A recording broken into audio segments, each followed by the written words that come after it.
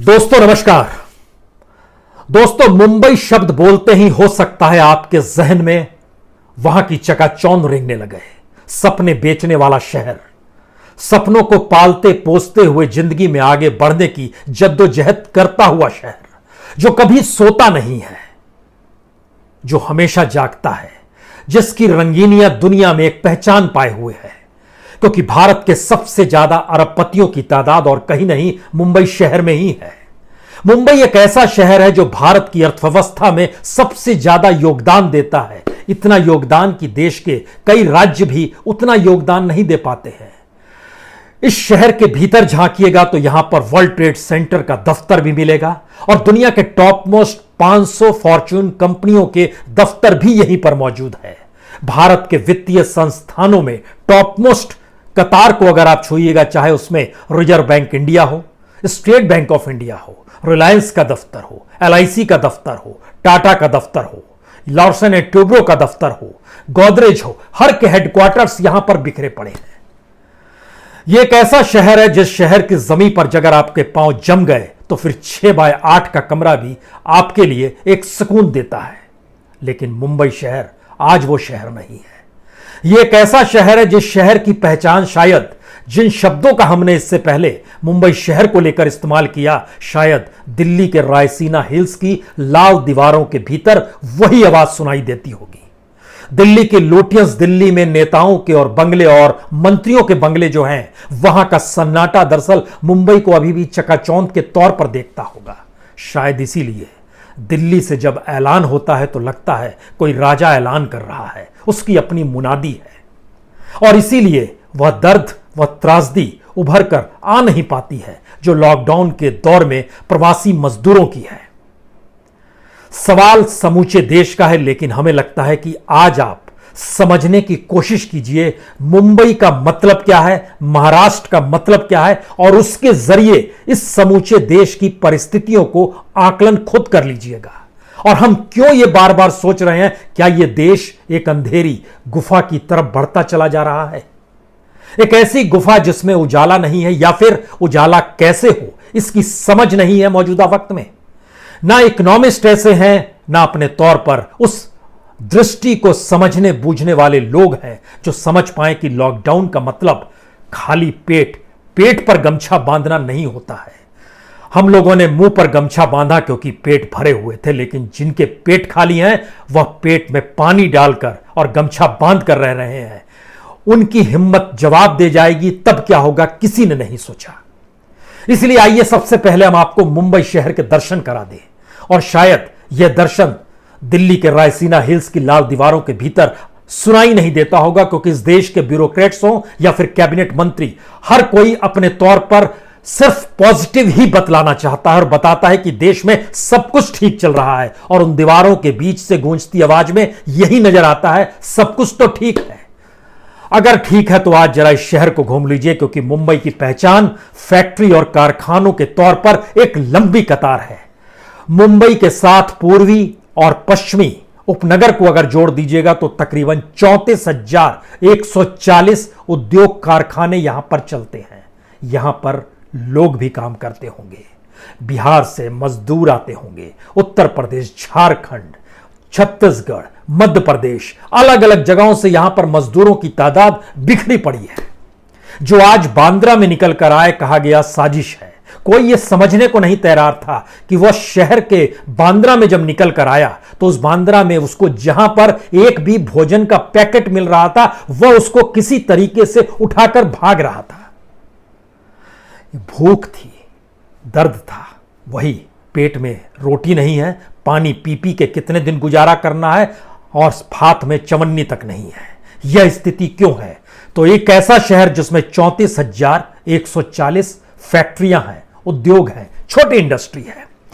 इसमें पश्चिमी उपनगर में तकरीबन 14,127 कारखाने चलते हैं। इसमें अंधेरी का इलाका आता है, मलाड का इलाका आता है, कांदेवली का इलाका आता है, जो गोरेगांव का इलाका है जहां पर कहते हैं बॉलीवुड की शूटिंग होती है। यही पहचान है आपकी। गोरेगांव के भीतर में 5,039 छोटी इंडस्ट्रियां हैं। मजदूर तो काम करते होंगे। मुंबई के अपने भीतर अगर झांकिएगा, जो वर्ली का इलाका है, जो प्रभा देवी का इलाका है, जो लोअर परेल का इलाका है, 8,570 यहां पर उद्योग हैं। और पूर्वी उपनगर के भीतर जब चले जाइएगा, जिसमें भयकाला, नागपाड़ा, भजगांव, वडाला, माहिम, बांद्रा, जोगेश्वरी, मलाड, मालवाणी, चारकोप, कांदिवली, कुर्ला, कमानी, साकीनाका, मांडुप, काजुरमार्ग, पवई, चैम्बूर, गोवंडी, मानखुर्द, यहां पर तकरीबन 7,443 छोटी इंडस्ट्री चलती है। इलाके वाइज भी जानना चाहिए तो जरा समझने की कोशिश कीजिए। सिर्फ भयकाला, नागपाड़ा, भजगांव में लगभग 2,000 छोटी इंडस्ट्रियां चलती है। वर्ली के भीतर, प्रभादेवी के भीतर और लोअर परेल के भीतर में अगर झांकिएगा तो तकरीबन हर जगह पर लगभग 1,500 से 2,500 के बीच में छोटी इंडस्ट्री है। इतनी बड़ी तादाद में इंडस्ट्रियों के भीतर का सच यह है कि इसके कारखानों के मालिक को समझ नहीं आ पा रहा है, जो भी उनकी अपनी जेब में पैसा है, जो भी कैश बचा हुआ है, वो कैश कैसे दे दे। आने वाले वक्त में तो वह भी कैश नहीं रहेगा, क्योंकि इसी मुंबई ने बैंकों के दिवालियापन की स्थिति को भी देखा है और उसके बाद सरकारों की खामोशी भी देखी है। अपने ही पैसे को जुगाड़ करने के लिए किस तरीके से सड़क पर जमा हुए थे ये लोग, इन्होंने देखा समझा है। यानी कोई उम्मीद और कोई आस नहीं है क्या? और ये उम्मीद और आस जब अपने ही मजदूरों को पैसा दे पाने की स्थिति में ना हो, तो आज की तारीख में जब सुबह सुबह ऐलान हुआ तो कहीं ना कहीं मजदूरों के बीच ये आस थी, जो फैक्ट्री चलाने वाले थे उनके बीच आस थी कि छोटे स्तर पर ही सही, लेकिन काम धंधे शुरू करने की दिशा में सरकार के पास कोई योजना होगी, वह उसे सामने रखेगी। आर्थिक मुद्दे पर खामोशी बरत ली गई। सरकार के पास पैसा नहीं है और इन फैक्ट्रियों में काम करने वाले जितनी बड़ी तादाद में है, उससे पहले खुद इस देश के केंद्र सरकार और राज्य सरकार का मिला जुला आंकड़ा सुन लीजिए। पूरे महाराष्ट्र में सरकारों के आंकड़े कहते हैं कि 3,728 कैंप बनाए हैं हमने। उन कैंपों में रहने वाले प्रवासी मजदूरों की तादाद 4,97,398 है। ये पूरे महाराष्ट्र का बता रहे हैं। लेकिन सच यह है कि मौजूदा वक्त में मुंबई जैसे शहर में जहां पर 34,000 से ज्यादा छोटे कारखाने हैं, वहां पर मजदूरों की तादाद जो फंसी हुई है, उसकी तादाद तकरीबन 22 लाख है, जो अलग अलग जगहों पर बिखरे पड़े हैं। कुछ उसमें ऐसे हैं जिनके पास अपनी खोली है। उस खोली के भीतर उनके इलाके से आए हुए प्रवासी मजदूरों को उन्होंने जगह दी है। वो सरकार के 3,728 कैंप में नहीं है। स्थिति इतनी भयावह है कि कोई टैंकर जा रहा है तो टैंकर के भीतर मजदूर घुस जाता है और वो वहां से मुंबई से निकलकर किसी तरह पैसे का जुगाड़ कर अपने घर पहुंचना चाहता है। कोई उत्तर प्रदेश के बहरीच में जाने को तैयार है और जब गाड़ी चलती है तो कोई मुंबई के बॉर्डर पर पकड़ा जाता है और एक गाड़ी आगे निकल गई 35 मजदूरों को लेकर, तो वो वर्धा में पकड़ा गया, वहां उनको अरेस्ट कर लिया गया। और आज भी जो सड़क पर आए थे, वहां के गृह मंत्री ने इस बात की जानकारी दी, हमने अरेस्ट किया है, 35 लोगों को अरेस्ट किया है, 197 के खिलाफ हमने केसेस दायर कर दिए हैं। केसेस दायर कर दिए हैं, गिरफ्तारी हो गई है, लेकिन सवाल 2 जून की रोटी और चंद सिक्कों का है, जिसके जरिए उसकी जिंदगी चल रही थी, वह थम गई है। वो क्या करे? इतना ही नहीं, अगर इन इलाकों में घूमना शुरू कीजिएगा तो भिवंडी का इलाका, 40 से 45 हजार छोटे कारखाने यहां पर मौजूद हैं। 7 लाख पावर लूम यहां पर हैं। यहां पर तकरीबन 2 लाख लोग काम करते हैं। इन 2 लाख के बीच में से जो जानकारी आ रही है, भिवंडी तक में लगभग 1.25 लाख लोग अपने तौर पर वहां फंसे हुए हैं। वो अलग अलग जगहों पर है। इतनी बड़ी तादाद में सिर्फ मुंबई और भिवंडी के इलाकों को अगर हम परख रहे हैं तो जरा कल्पना करने की कोशिश कीजिए कि जो सरकार के आंकड़े हैं कि 4,97,398 प्रवासी मजदूर ही हैं जिनको हम कैंप में लेकर आए हैं, तो बाकियों का क्या हो रहा होगा? इसका मतलब यह है कि हम थक गए हैं, अब हमारे पास राशन नहीं है। और जो जानकारी राजनीतिक दलों के अलग अलग पॉलिटिकल पार्टीज के कार्यकर्ता जो अलग अलग जगहों पर फूड पैकेट्स बांट रहे थे, उनके सामने भी संकट है कि वो फूड पैकेट सप्लाई नहीं हो रहे हैं, उन तक पहुंच नहीं रहे हैं। सब टारगेट लेकर चल रहे थे कि कम से कम जब लॉकडाउन की मियाद पूरी होगी उसके बाद ये सवाल उठेगा कि अब आगे कैसे करना है, कुछ रियायत मिलेगी, किस रूप में इकोनॉमिक चीजें डेवलप होनी शुरू होगी। लेकिन 14 अप्रैल तक एक थकान इसलिए है क्योंकि खाना नहीं है, क्योंकि कोई व्यवस्था इस रूप में नजर नहीं आ रही है। सवाल यह नहीं है किस पॉलिटिकल पार्टी ने साजिश की, किसने नहीं की, क्या यह राजनीति है? यह राजनीति नहीं है। भूख के शक्ल में राजनीति नहीं होती है। बेरोजगारी के साथ जीते हुए मजदूरों को के जरिए आप राजनीति नहीं करते हैं, बल्कि उसके उस दर्द को आप साथ लेकर चलना चाहते हैं, जिस दर्द को भावनाओं में भिगोकर पॉलिटिकल पार्टीज हर चुनाव में अपना चुनाव जीतना चाहती है। अभी तो कोई चुनाव का वक्त भी नहीं है, लेकिन एक ऐसी परिस्थिति है जिसमें फैक्ट्री मालिक को समझ नहीं आ रहा है कि वो अपने अंटी से पैसा निकाले तो कैसे निकाले, और दे तो फिर उसके बाद किस रूप में सामने आएगा। एक अंधेरा है। बैंकों में इंटरेस्ट रेट कम हो गया है। बार्कलेज ने इस बीच में तुरंत जानकारी दी है कि जीडीपी जो हमारा है इस बीच में वह 0% या -% पे आ जाएगा। ठीक कह रहा है वो। उसका आकलन है लगभग 17,78,000 करोड़ का नुकसान होगा भारत की इकोनॉमी में। उस इकोनॉमी के हिस्से में आए उससे पहले हम मजदूरों के दर्द को इसलिए आपको बताना चाहते हैं क्योंकि ये जो जीडीपी और इकोनॉमी का हिस्सा है, दरअसल ये भारत की उसी एमएसएमई जो छोटे इंडस्ट्री, मझोले इंडस्ट्री हैं, उन्हीं के जरिए चलता है और वहां पर कैश ही नहीं है। मजदूरों को देने के लिए कैश नहीं है। जिनके पास कैश है वो कैश निकालने की स्थिति में नहीं है। अब आप क्या करेंगे? यानी एक ऐसी परिस्थिति में इस लॉकडाउन को लोग देख रहे हैं जहां पर उन्हें समझ नहीं आ पा रहा है कि कोई जिम्मेदारी लेने वाला होगा या नहीं होगा, क्योंकि पुलिस के भरोसे लॉकडाउन, शायद इससे विभत्स स्थिति कभी नहीं होती है। लॉकडाउन के लिए आपको टेस्ट करना है, लॉकडाउन के लिए वेंटिलेटर चाहिए, लॉकडाउन के लिए आइसोलेशन वार्ड चाहिए, लॉकडाउन के लिए आपको मास्क, सैनिटाइजर चाहिए, लॉकडाउन के लिए आपके क्वारंटाइन की एक स्पेस होना चाहिए जहां लोग अलग थलग रह सकें, लॉकडाउन के लिए आपके पास राशन होना चाहिए, लॉकडाउन के लिए आपके पास पानी होना चाहिए। गर्मी भी शुरू हो गई है, यह भी जानकारी दे दें। पानी की किल्लत शुरू होगी और उसके बाद एक अजीबोगरीब क्राइसिस सामने आएगी। लेकिन लॉकडाउन का मतलब यह नहीं होगा कि पुलिस के हाथ में लाठी है और वो भांजती चली जाए। निदान उसे भी करना होगा। सरकारों के पास कोई ऐसा विजन है या नहीं है? और जिस तरीके से लॉकडाउन ये कहकर कि आप बस सोशल डिस्टेंसिंग के साथ अलग अलग रहिए, कैसे रहेंगे? 6x8 के कमरे में एवरेज निकालिएगा मुंबई और भिवंडी के इलाके में, तो वहां पर एक कमरे में एवरेज जो है 12 लोग रह रहे हैं। कैसे संभव है? एक करवट में ही सोना है, उसी करवट में जाग जाना है।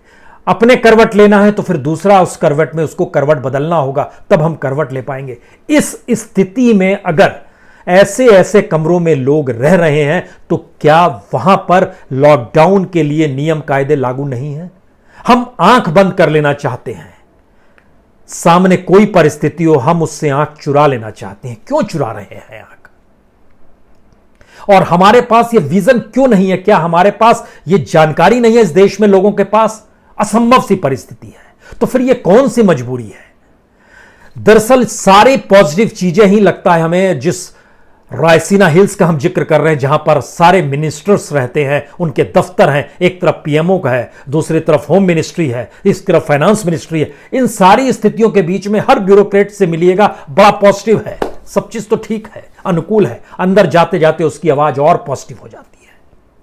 कोई बताने को क्यों नहीं तैयार है? और अगर नहीं जानकारी है, इस देश के भीतर में इतना, महाराष्ट्र के भीतर में तो हर जिले में एक MIDC बनाया गया है, महाराष्ट्र इंडस्ट्रियल डेवलपमेंट कॉर्पोरेशन, जिसके मातहत एवरेज निकालिएगा तो हर MIDC के भीतर में लगभग 450 से 500 कारखाने काम करते हैं। वहां पर बड़ी तादाद में सिर्फ और सिर्फ प्रवासी मजदूरों की तादाद है समूचे महाराष्ट्र में।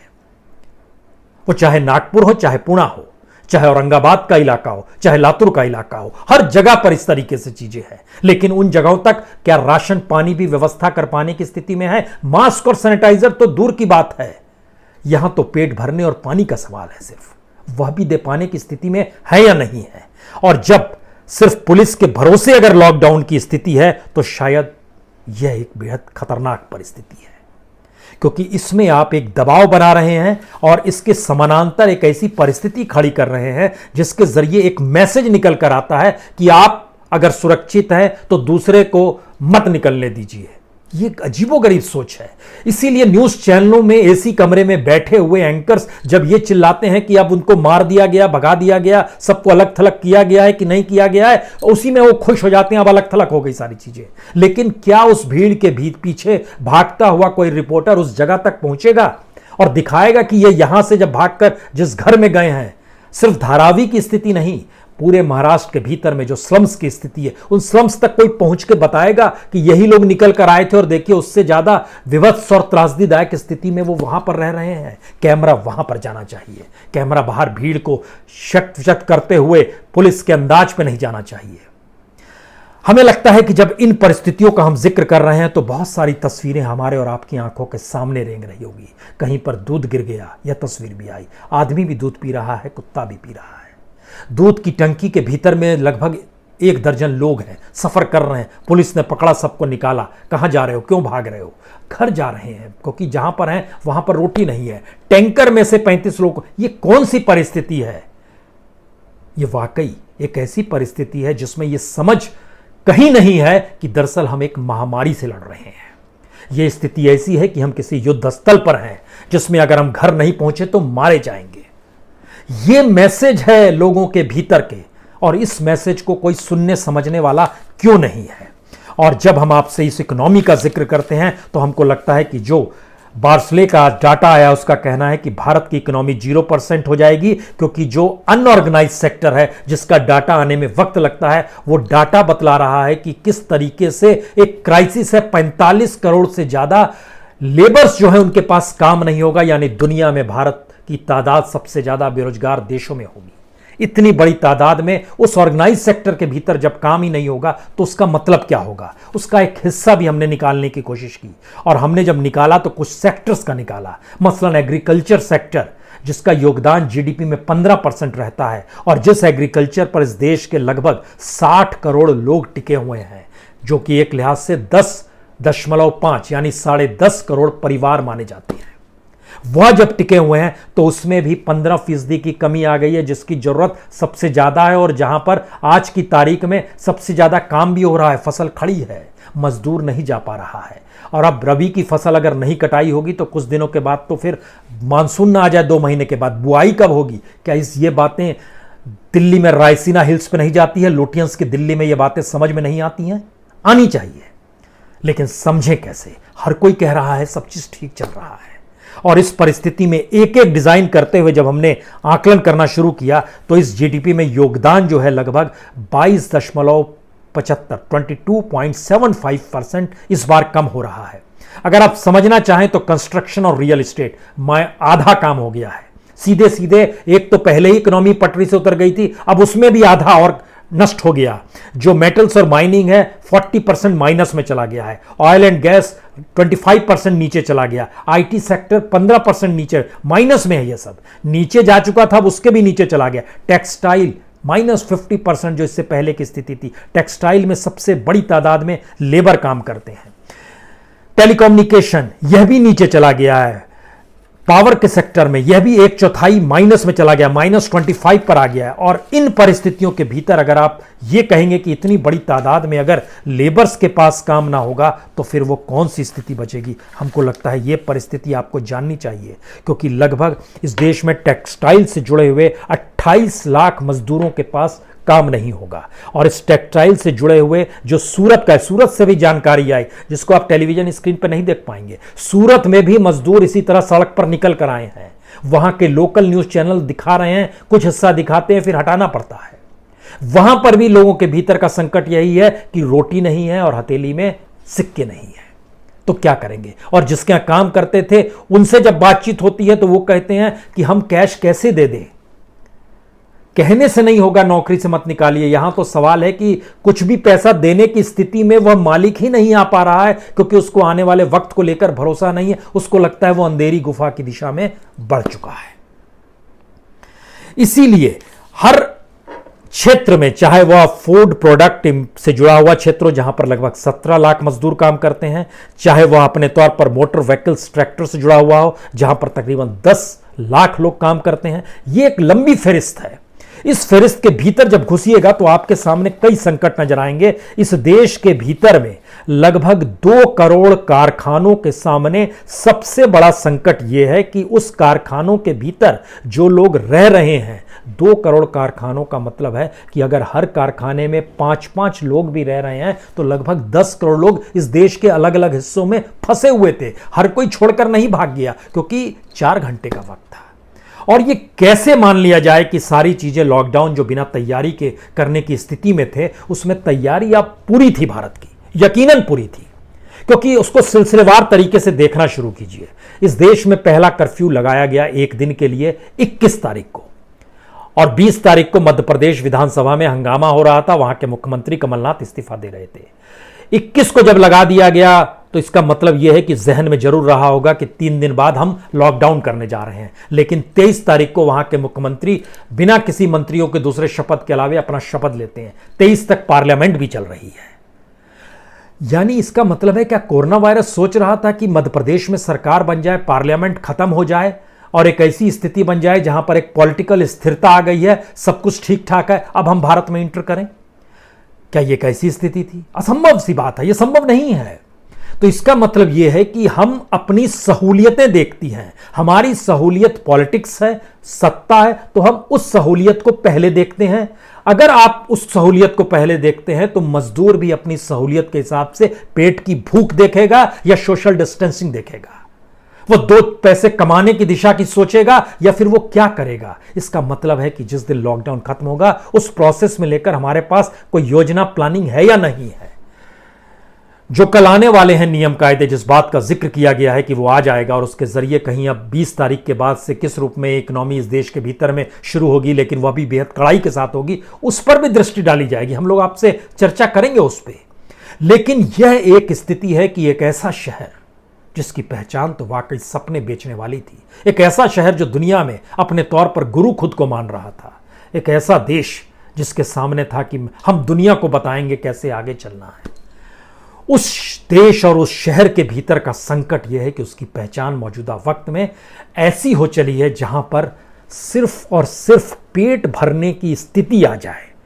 यह पाषाण काल नहीं है, यह 21वीं सदी का दौर है।